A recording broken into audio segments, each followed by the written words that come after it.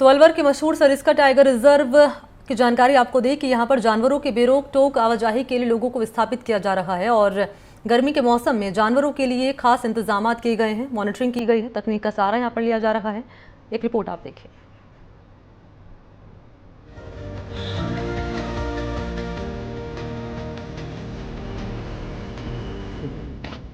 अलवर के सरिस्का बाघ अभ्यारण्य में लगातार सैलानियों की तादाद में इजाफा हो रहा है। भीषण गर्मी के बावजूद सैलानियों का जुनून कम नहीं हो रहा है। सैलानी सभी जगहों पर बाघों की साइटिंग कर रहे हैं। वहीं पानी की समस्या से निजात पाने के लिए सरिस्का प्रशासन की ओर से कुओं के जरिए पानी की सप्लाई की जा रही है।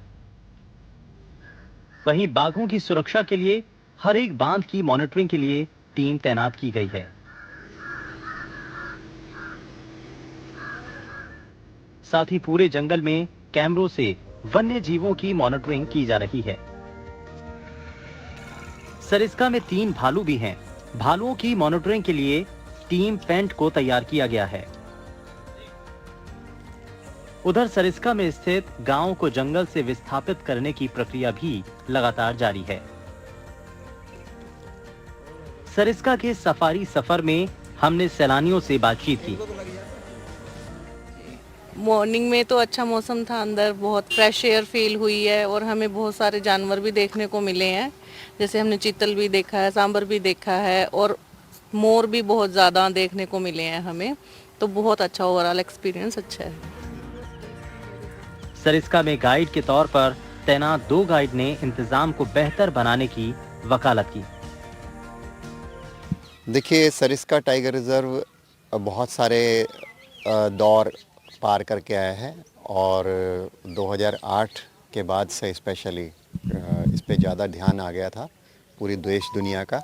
टाइगर्स को रीइंट्रोड्यूस किया गया और उसके बाद टाइगर्स की ब्रीडिंग हुई, जिसका नतीजा ये है कि आज हमारे पास 33 कुल बच्चे नर मादा सारे टाइग्रेसेस हैं, जो कि एक अच्छा नंबर है।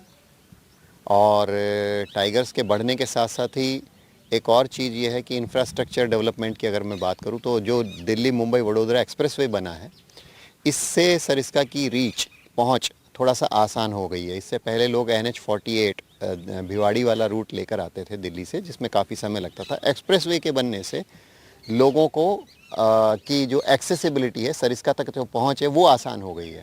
एक्चुअल में सरिस्का में जो सबसे बड़ी बात है वो इंफ्रास्ट्रक्चर की कमी है। टूरिस्ट कहाँ रुके, बजट होटल से नहीं है, बड़ा कारण है। हर आदमी का बजट होता है, उसके पास बजट होटल नहीं है। दूसरा यहाँ वो जैसे वाशरूम, एक नीट एंड क्लीन वाशरूम का देखा जाए तो अभाव है। कोई अच्छा सुलभ कॉम्प्लेक्स जैसा कोई वाशरूम यहाँ नहीं है। जरूरत है गवर्नमेंट को कि यहाँ पर टूरिस्टों के लिए व्यवस्थाएं बढ़ाएं। हाँ, बिल्कुल ज़रूरी है। जैसे क्या है कि कहीं इंडिकेट नहीं, एक बहुत बड़ी कमी है गूगल में अगर आप सरिस्का भरते हैं, लिखते हैं, तो वो सरिस्का और कहीं घुमा ले जाता है, तो वो यहाँ लाता ही नहीं। तो टूरिस्ट का समय भी खर्च होता है और उसका एनर्जी भी खर्च होती है। तो सबसे पहले गूगल मैप को सही किया जाना चाहिए। होटल व्यवसायी ने परिवार सहित सरिस्का में भ्रमण किया।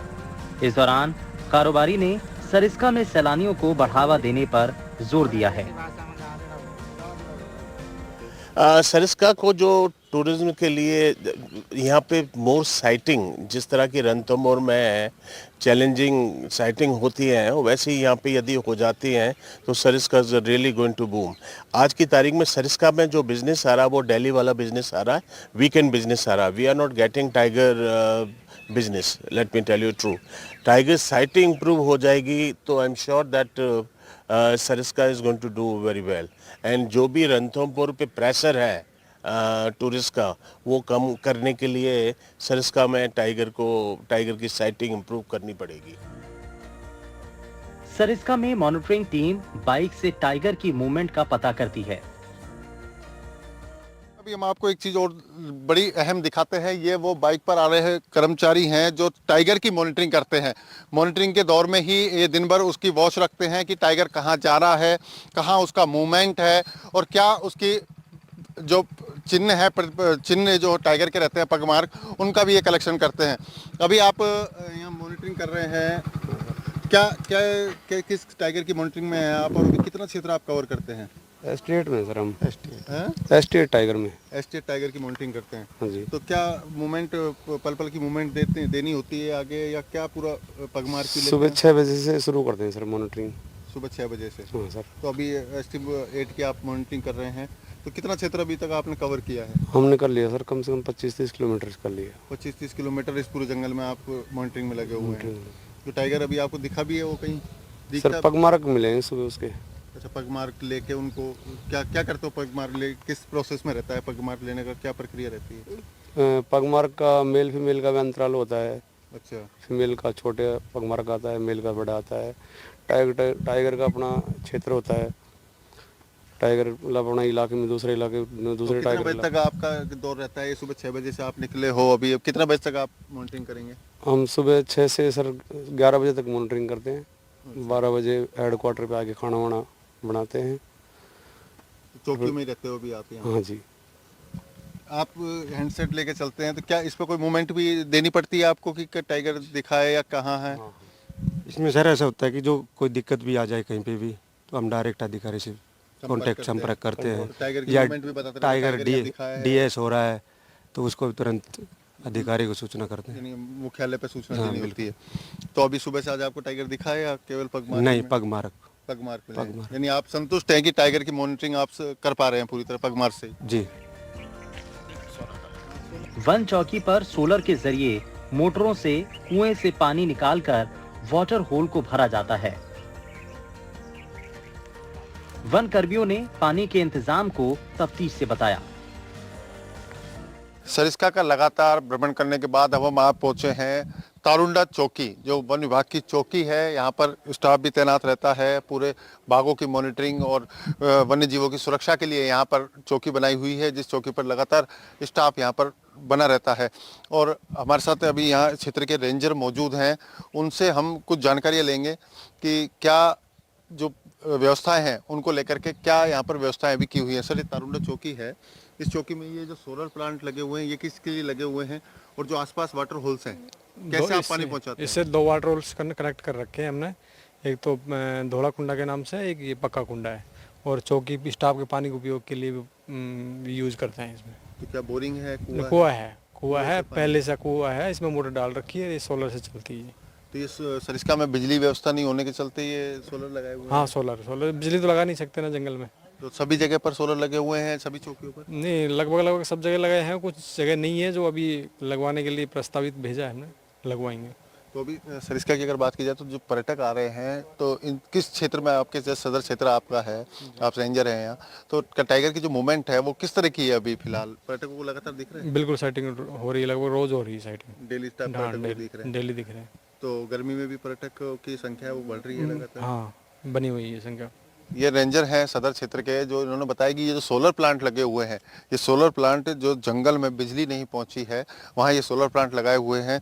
और अभी हम आपको दिखाएंगे वो कुआं, जो आज कुएं कहा जाता है, कुएं अब दिखने को नहीं मिलते, ग्रामीण परिवेश में ही मिलते हैं, लेकिन ये सरिस्का है जहाँ पर वो कुआं भी मौजूद है, जिस कुएँ के माध्यम से जो आसपास के वाटर होल्स हैं उनमें पानी की जो सप्लाई है वो भेजी जाती है। और ये वो कुआं है जहाँ पर ये वाटर की व्यवस्था की हुई है, पाइप डाल करके मोटर कंटिन्यू सोलर प्लांट से चलती है। इस कुएं से 2 जो बड़े वाटर होल हैं उनमें पानी की सप्लाई दी जा रही है। और ये काफ़ी पुराना कुआं यहाँ बताया जाता है, जिसमें अब ये पानी की सप्लाई यहाँ से कर रहे हैं। वन्य जीवों की व्यवस्था के लिए सरिस्का प्रशासन ने हर संभव प्रयास जहां अपनाने चाहिए वो सभी अपनाए हुए हैं। और पानी की जो कमी है वो कहीं ना कहीं वन्य जीवों को भी खलती है, उसको लेकर के ये व्यवस्थाएं अभी की हुई हैं। वहीं पानी वाटर होल पर कैमरे ट्रैप की इंतजाम की जानकारी भी रेंजर ने दी। सर, इसका गेट पे आप देख सकते हैं जो यहाँ पर सफारी है वो लोग करने आते हैं पर्यटक, और आज इस सरिस्का के भ्रमण पर आजानी टीवी की टीम भी यहाँ पहुँची है।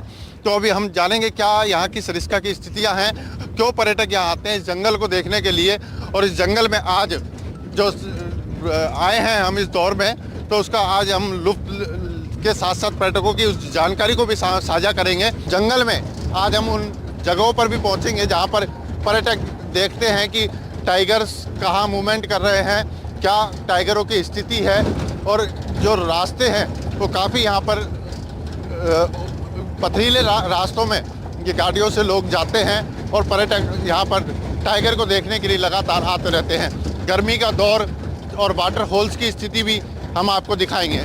सरिस्का के सफ़र में अब हम लगातार दौरा करते हुए अभी आ चुके हैं दूसरे क्षेत्र में, जहां पर कुछ वन्य जीव भी यहां पर देखने को मिल रहे हैं और जो वाटर होल्स हैं जहां पर वन्य जीवों का लगभग आवागमन रहता है, तो वो अब दोपहरी के टाइम में यहां पर आ जाते हैं और पानी पीने का उनका सिलसिला बना रहता है। ये सांबर्स के साथ अब एक वाटर होल देख रहे हैं जो पूरी तरह से सूखा हुआ है, लेकिन प्राकृतिक स्रोत अभी कम होने के चलते जो सरिस्का प्रशासन है उनके द्वारा लगातार इनमें ट्यूबवेल्स और बोरिंगों के जरिए पानी डाला जा रहा है, जिससे इन वन्य जीवों को पानी मिल सके। साइटिंग और मॉनिटरिंग के लिए जो टीम है वो भी यहाँ मौजूद है, जो सुबह से लगातार भालू की मॉनिटरिंग कर रही थी। टाइगर की मॉनिटरिंग टीम भी यहाँ मौजूद है और जो चौकी स्टाफ है वो भी यहाँ मौजूद है। सर, आप यहाँ किस पोस्ट पर हैं, क्या आपकी व्यवस्थाएं हैं, क्या आप इस जंगल में संभालते हैं? ये हम फोरेस्ट गार्ड है सर। ये गार्ड है। क्या रहता है आपका इस चौकी से, क्या क्या मॉनिटरिंग? या सुबह हम 6 बजे जाते हैं सर जंगल, जी। तो उसमें जो टाइगर की मॉनिटरिंग देखनी पड़ती है सर 6 से 12। और जैसे पोलोथीन है ये जैसे रास्ते में पड़ी हुई तो उनको ठा के लेके आते हैं और कुछ भी अपशिष्ट होते हैं उन सबको साफ करते हैं। और एक बार यहाँ इस जगह टाइगर हमारे यहाँ जो चारपाई बाहर थी, ये बाउंड्री बाद में हुई थी, तो हम रात यहाँ सोए तो यहाँ उसके टाइगर की पग मार के यहाँ चारपाई के पास में। टाइगर आपको बिल्कुल चारपाई से होकर गुजरा, लेकिन डिस्टर्ब नहीं किया? डिस्टर्ब नहीं, रात को नींद आ गई उसको, क्या मालूम। नहीं, जो सुबह उठे तो उस टाइगर की मॉनिटरिंग आपकी रहती है। हाँ सर, आप किस मॉनिटरिंग में भी लगे हुए हैं? ST7 sir. ST7 क्या ST7 की मूवमेंट है अभी? क्या पर्यटकों को दिख रहा है वो लगातार? अभी तो नहीं दिखी सर, 5-7 दिन से, बाकी इसी क्षेत्र में घूमती है सर। तो सुबह सुबह पगमार्ग देखते हैं, सुबह 6 बजे से शाम को 6 बजे तक। सरिस्का के दौर में अब हम वहाँ पहुँचे हैं चौकी के बाद उस कुंड पे जहाँ तक ये वन्य जीवों के लिए पानी का जो कुंड बनाया हुआ है। इस कुंड में उसी कुएं से, चौकी से और करीब 2 किलोमीटर के जो डिस्टेंस है उसको कवर करते हुए पानी यहाँ पहुँच रहा है और ये वन्य जीवों के लिए पानी की व्यवस्था यहाँ पर की जा रही है।